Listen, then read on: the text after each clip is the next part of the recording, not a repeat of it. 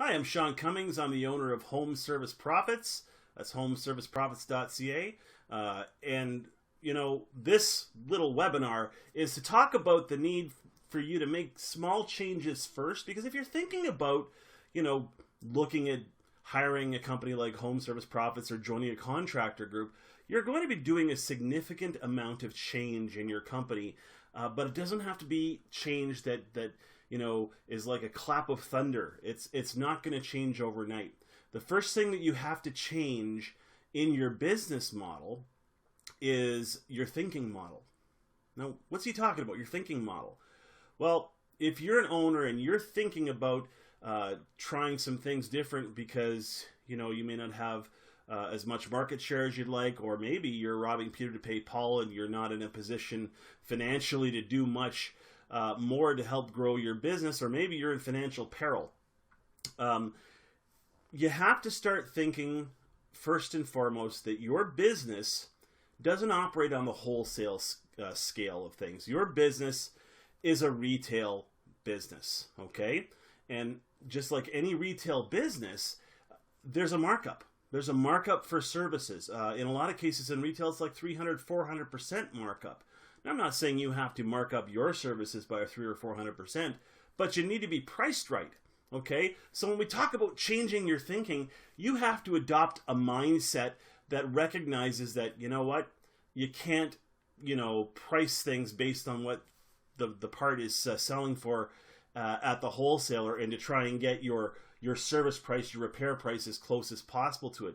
Because when you're looking for being the lowest guy in the market, the lowest price guy in the market, there's always going to be someone cheaper. There's always someone cheaper, okay? So if you're not priced right, and if you have a I've got to be the lowest price guy in town mindset that's rooted inside your brain, you got to root that guy out, okay? You've got to get that thing out of your head, because that's what's killing you. If you want to change the business, you have to change your thinking about being in business. Because right now, you're lumped together with the 95% of competitors in the marketplace for the top 5%.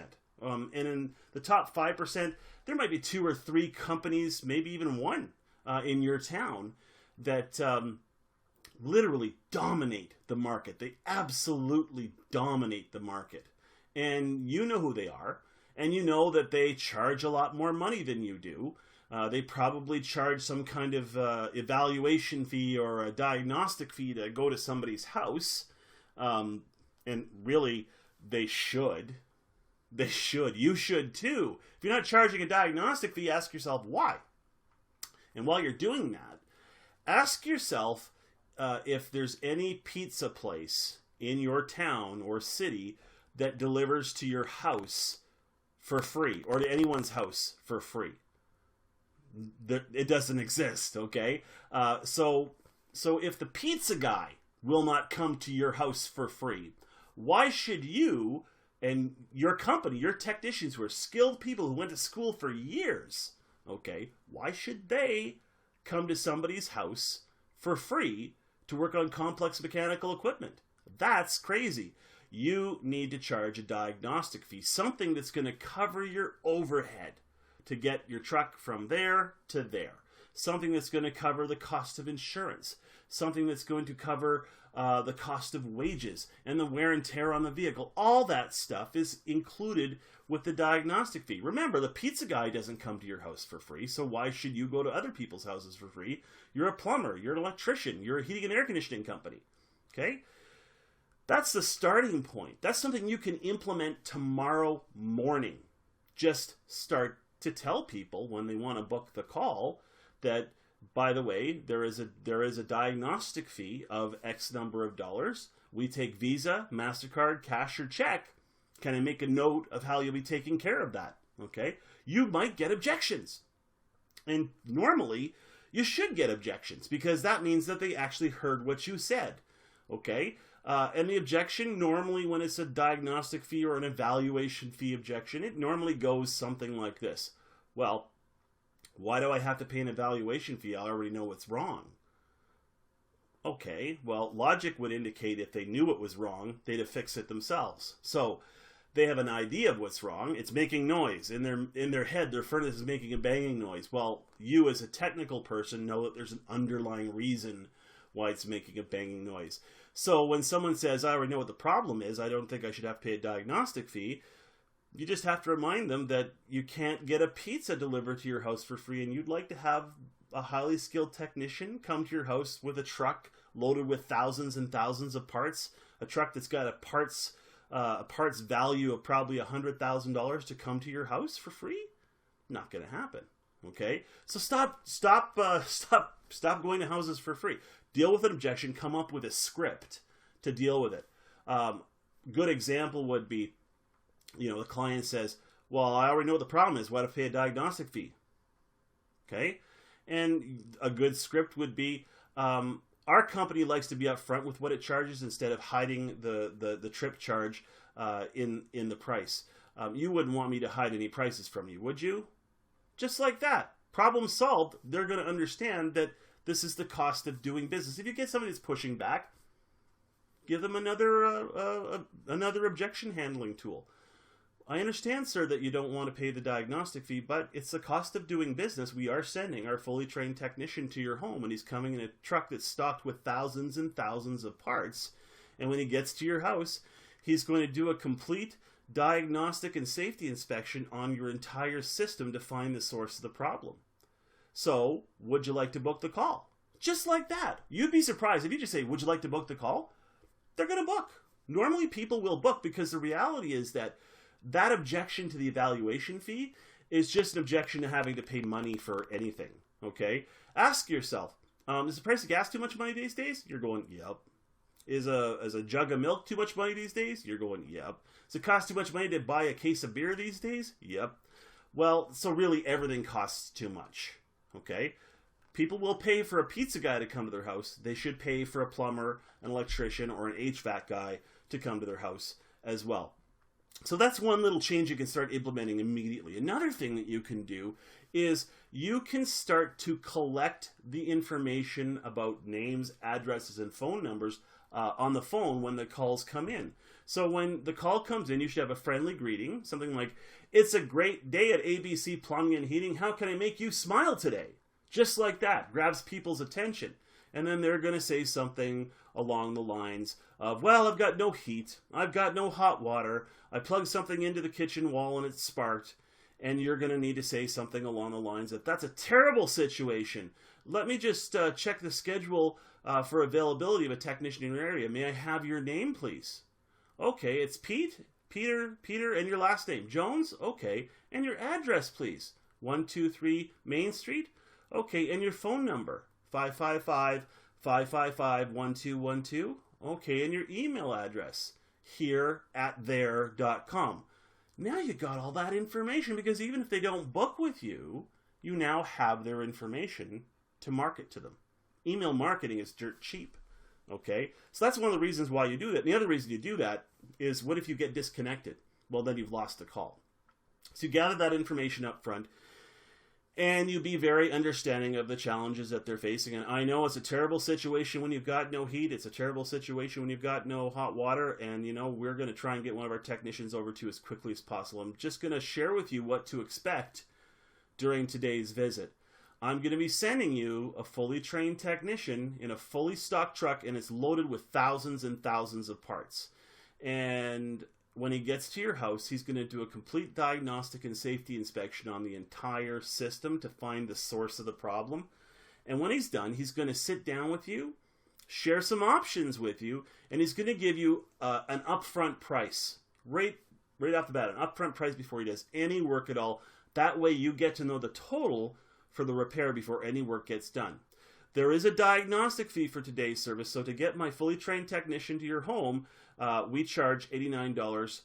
We take Visa, MasterCard, cash, or check. Can I make a note of how you'll be taking care of that?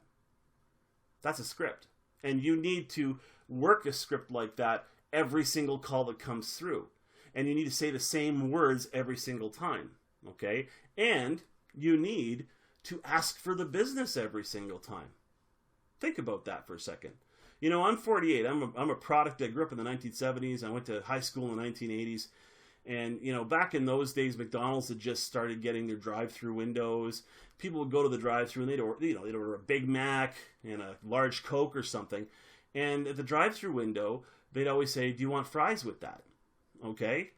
Well, the smart marketing people at McDonald's realized that if you ask every single car that goes through the drive-through, "Do you want fries with that?" some will say yes, and some will say no. Okay? But if you don't ask the question, you're not getting an answer. So if you ask the question every single time, some cars will say, "Yes, we want fries." Some cars will say, "No, we don't want any." And you're making money now off of the ones that said yes. Now think about that, about asking for the business. If all the calls that you're getting, if you're not asking for the business, would you like us to come out to your house today? Would you like to book the call? Would you like us to come to your home today? If you don't do that with every single call, you're like McDonald's 30 years ago, not asking if you want fries with that. And oh, by the way, McDonald's, their biggest selling item on the entire menu is their French fries. Go figure. That's one of the reasons why that worked. And that's a classic marketing thing, okay? It's called the persuasion principle of consistency. Do things consistently every single time, you will see a result. So train whoever's working the phones to use a script and then ask, "Can I come to your house today to solve the problem? Can we book the call?" And I guarantee you, within 3 months, if you do it this way, the first month, you're going to probably book 7 out of every 10 calls that come in. The second month, you'll probably book about 80%, 8 out of 10 calls. And the third month, I guarantee you're going to get more than, you're going to get 90% of the calls booked. Okay? The vast majority of the companies out there, yourself included, probably don't ask for the business. You probably answer the phone this way. Yeah, ABC's Plumbing and Heating. Oh, you want to get a price on a water heater? Sure. Yeah, is it a 40 gallon you're looking for? Okay. Standard vent water heater? Okay. Our installed price for that standard vent water heater is $1,029. Oh, you got to talk to your wife? Okay. Thanks. Bye. Click. Do you know their name? Do you know their address? Do you know their phone number? Do you have an email address? You got nothing. And you gave them a price over the phone. And if you give a price over the phone, well, they can always get it cheaper. You can always get something cheaper somewhere else. So they'll say, I'll call you back, or I got to talk to my wife, and then they pick up the phone and they call someone else. Why does that happen? Because consumers view all plumbing and heating and air conditioning and electrical companies as the same, because all of you are doing the same kinds of things. You're answering the phone the same way. You're getting prices over the phone. You're not asking for the business, okay? You don't have those systems and procedures in place for profitability. So you, for all intents and purposes, there's no difference in the client's mind. None whatsoever. You're all the same. So that's why you can start tomorrow morning if you have a little script, okay? Gather the information up front. Don't give prices over the phone. Build a relationship with them on the phone and ask for the business, and charge a diagnostic fee and then ask for the business. Every single time, ask for the business. If you do that, the law of averages states you're gonna make a lot more money. Okay, so that's something to think about. 2 changes that you can make. Really easy to do. You don't have to change your entire business model, but I promise you, if you do these things that I mentioned in this video, you're going to book more calls. You're going to make more money. Okay? You're going to make more money by virtue of the fact you're going to break even more often, because if you don't charge diagnostic fee, well, that overhead to have the technician get to the home, that's now going to get eaten by whatever money you made on the repair or the replacement that you had to do. So what's that going to do? It's going to lower how much money you're making. Okay? It's a methodical process, but it works. It's what the top 5% of the companies out there are doing. And you have an opportunity to implement those kinds of things in your business, and you don't have to change the mindset too much. Because let's face it, if you've been doing stuff for 10 or 15 years a certain way, the old school way, the truck and ladder guy way, the lowest price model, and you're on time and material and all that kind of stuff, it's almost like you're afraid to raise the bar. Okay? It's almost like you're afraid to raise your prices and increase the value, because you haven't quite figured out yet that people will actually pay lots of money for a premium service. They'll happily pay more to a premium service that delivers more to them, and they'll stay loyal to that premium service. So part of that mindset change that you have to implement with yourself is you have to think, how am I different from my competitors? I want you to think very hard about, grab a sheet of paper and write down how you are different from 3 competitors in your market. Think hard how you're different, okay? Because probably you're pretty much the same. Maybe you carry Lennox and they carry Bryant. Maybe you carry Bradford White water heaters and they carry John Wood water heaters, okay? But that doesn't make you different, because brand only matters to contractors. It doesn't matter to homeowners one little bit, right? Changing your business means changing your mind about your business and starting to develop a prosperity mindset, a prosperity belief system that says, you know what? My people are worth top dollar, okay? My company is worth top dollar, and I'm going to charge top dollar for the services that I provide, because I provide the best services in the city. That's really what it boils down to. If you look at what the top 5% of companies are doing, call them. Call them up. I guarantee you, you're probably going to hear a scripted call booking process. You're probably going to realize that they charge diagnostic fee, that don't give prices over the phone at all, ever. Okay? And they ask for the business every single time. Those are things that you can start tomorrow morning in your business. So the question I have to ask is, what's stopping you? What's stopping you from wanting to be successful? Think about that. Okay? Because maybe your business is a $750,000 a year or an $850,000 a year business. With small changes, you can turn your business into a $2 or $3 million company. It's not that hard. Home Service Profits exists to teach you systems and procedures that are easy to implement, provided you have the right mindset. Okay? Systems and procedures that you can do right across the board, from how you book calls, to how you set leads, to how you do advertising, to what your technicians are doing inside every single home. We'll teach you things that you can do in homes that can increase how much you make off of each call. Okay? Little things that you can do, like offering indoor air quality if you're on a no heat call. If they've got dirty old plugged filter, offer to sell them new filters. You see, most companies in the contracting business only want to be the lowest price, and they think that's what's going to get the customer, and it just doesn't work that way. You know who the top companies are in your market. Find out what they're doing. Call them up. Listen to how they talk on the phone. They probably sound markedly different from you. So, do you want to be in this business to make money and increase your profits, or are you just happy coasting through and just getting by? That's your choice, okay? That's your call. But I want to throw something at you that, well, it might actually piss you off, but I'm going to put it out there. I think that if you go in business, and you have a business where you've actually, it's not a home-based business, it's a business where you've actually hired staff. I think you have a moral obligation to make that business as profitable as possible, so you can pay your staff more money, so that you can get more yield out of your staff by showing them how valuable they are to your business by giving them what they're worth, okay? And if you're the cheapest guy in town, you can't do that because you're fighting to meet payroll. So you have sort of a moral obligation to grow your business and try to make as much money as possible. And if that's not your mindset, I don't know what you're in business for in the first place. That's just the reality, because you have that obligation to the people that work for you. They work hard for you every single day, and they want to do well for you. But you, in turn, need to do well for them. Companies like mine, Home Service Profits, can help you dramatically increase your profits per call, per week, per month, per year, and you'll see exponential growth. So think about the things that I talked about today, just little things that you can start doing for overall profitability, things you can start doing tomorrow morning. And hey, go on my website, and there's a little pop-up that's going to show up there. It's going to ask you if you want to have a survey done just to see how you were doing in terms of best practices. It's absolutely free. Put it in there. Fill out the stuff. It takes about 5 minutes, and I'll get back to you, and I'll tell you the kinds of things that you can start changing tomorrow morning to start becoming more profitable for your company, okay? So that's it. I'm Sean Cummings, Home Service Profits. Thanks for watching.